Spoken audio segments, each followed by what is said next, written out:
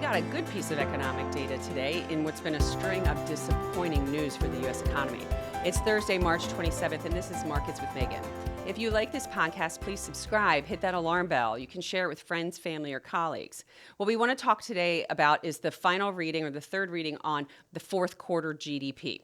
Now, typically this report doesn't get a lot of news because by this time adjustments are small, and we did see some small adjustments, but there's a couple things underlying that we want to focus. So let's dig right in.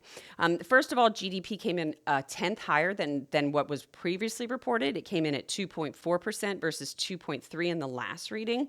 The personal consumption was a bit weaker. So that was 4.2. It was revised down to 4%. The core PCE, this is good news for the Fed.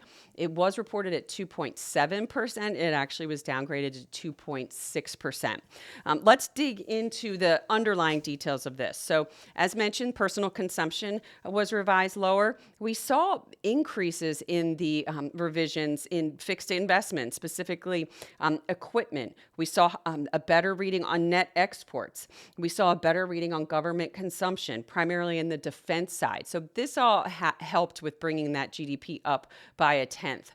Now, the one thing that is a big focus in this report is the corporate profits. So we saw corporate profits jump the highest, the most since we've seen since 2022. So this is something that is going to be of a focus as we get into this tariff war. The markets are lower today, and this is primarily because of the news out of the White House to raise auto tariffs by 25%. But can companies now absorb some of this because we're seeing corporate profits so high? Can they not pass that on to consumers? That's going to be seen, and we'll get a lot more information out of earnings season, which is set to kick off on April 7th. That's all we have today. We'll be back tomorrow because we will get that core PCE reading that the Fed is the Fed's preferred inflation gauge. Right now, it's expected to rise on a year-over-year basis to 2.7%. So going in the opposite direction. But we'll be back tomorrow to give you some more details there. And we'll always be back with another impact report as we get information out of the White House. If you would like to see a further history of our podcast, you can go to marketswithmegan.fm. Thank you.